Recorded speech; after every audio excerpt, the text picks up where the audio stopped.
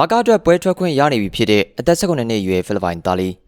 ပရိသတ်များအားလုံးပဲမင်္ဂလာပါများ Red Devils Diary ကနေတင်ဆက်နေပါတယ်ပြီးခဲ့တဲ့ရက်ကကစားခဲ့တဲ့ဘာစီလိုနာနဲ့ Real Sociedad တို့ပွဲမှာတော့ဘာစီလိုနာက 2-1 နဲ့အနိုင်ရရှိခဲ့ပြီးအမတ်ပေးစရာထိပ်ဆုံးကိုပါဒလန်သွားနိုင်ခဲ့ပါတယ်ဒီပွဲမှာအားလုံးကသတိမထားမိခဲ့ကြတဲ့ထူးခြားချက်တစ်ခုရှိခဲ့ပါတယ်ဒီပွဲရဲ့ထူးခြားချက်ကတော့ဘာစီလိုနာရဲ့နီးပြဟန်စီဖလစ်ကအသက်19နှစ်အရွယ်လူငယ်ကစားမလေးဖြစ်သူဂျိုဖာနန်ဒက်စ်ကိုကွင်းလယ်မှာပွဲထွက်ကစားခွင့်ပေးသွားခဲ့တာပါဂျိုကပထမပိုင်းမှာပါဝင်ကစားခဲ့ပြီးတော့ဒုတိယပိုင်းမှာလူစားလဲခံလိုက်ရပါတယ်ဂျိုဖာနန်ဒက်စ်က2008ဇန်နဝါရီမှာစပိန်နိုင်ငံဂလီစီယာပြည်နယ်မှာမွေးဖွားခဲ့တဲ့အသက်19နှစ်အရွယ်ကစားမဖြစ်ပါတယ်သူဖခင်ကစပိန်လူမျိုးဖြစ်ပြီးတော့အမေကတော့ဖိလစ်ပိုင်နွယ်ဘွားဖြစ်တာကြောင့်ဒရိုမှာစပိန်နဲ့ဖိလစ်ပိုင်ဆိုပြီးနှစ်နိုင်ငံစလုံးတွေကတနိုင်ငံကိုနိုင်ငံသားဖြစ်ရွေးချယ်ခွင့်ရှိပါတယ်ကလပ်အသင်းတေးလေးမှာစတင်ကစားခဲ့ပြီးတော့2022ခုနှစ်မှာတော့လာမာစီယာအကယ်ဒမီကိုဝင်ရောက်ခဲ့ပါတယ်တက်တန်လိုက် U15, U17, U19 အသင်းတွေမှာထူးချွန်စွာကစားနိုင်ခဲ့ပါတယ်ဒရိုဟာကွင်းလယ်မှာဖန်တီးနိုင်စွမ်းရှိတဲ့ကစားမဖြစ်ပါတယ်သူရဲ့ကစားပုံကဘာစီလိုနာရဲ့တီကီတာကာပုံစံနဲ့အဝင်ခွင့်ကြဖြစ်တယ်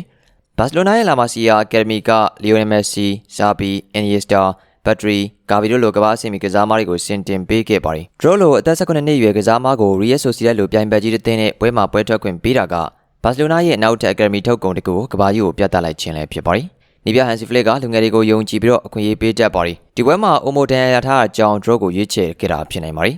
သူကပွဲမတိုင်ခင်တင်းသာရှင်းလင်းပွဲမှာတော့ဒရိုကလက်ကျင်မှာထူးချွန်နေတယ်သူ့မှာအလားအလာကောင်းနေရှိတယ်လို့ပြောကြားခဲ့ပါတယ်ဒရိုကပထမပိုင်းမှာတည်ငြိမ်စွာကစားခဲ့ပြီးတော့ဘောလုံးထိန်းချုပ်မှုနဲ့ပေးပို့မှုတွေမှာကောင်းမွန်ခဲ့ပါတယ်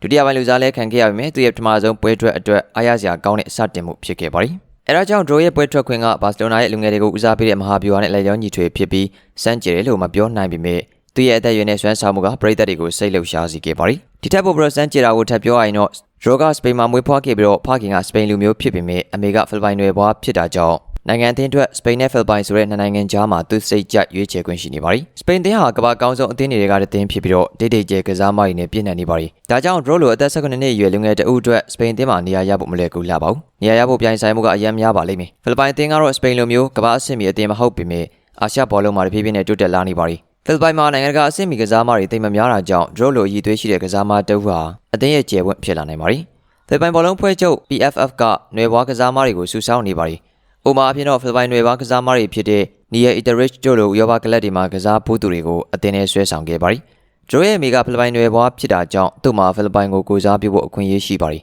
။ဖိလစ်ပိုင်အသင်းမှာပါဝင်ရင်ဒရိုကအာရှဖလားလိုပြိုင်ပွဲတွေမှာအဓိကကစားမဖြစ်လာနိုင်ပြီးတော့နိုင်ငံအသင်းမှာပုံမှန်ကစားခွင့်ရဖို့အခွင့်အလမ်းပိုများပါတယ်။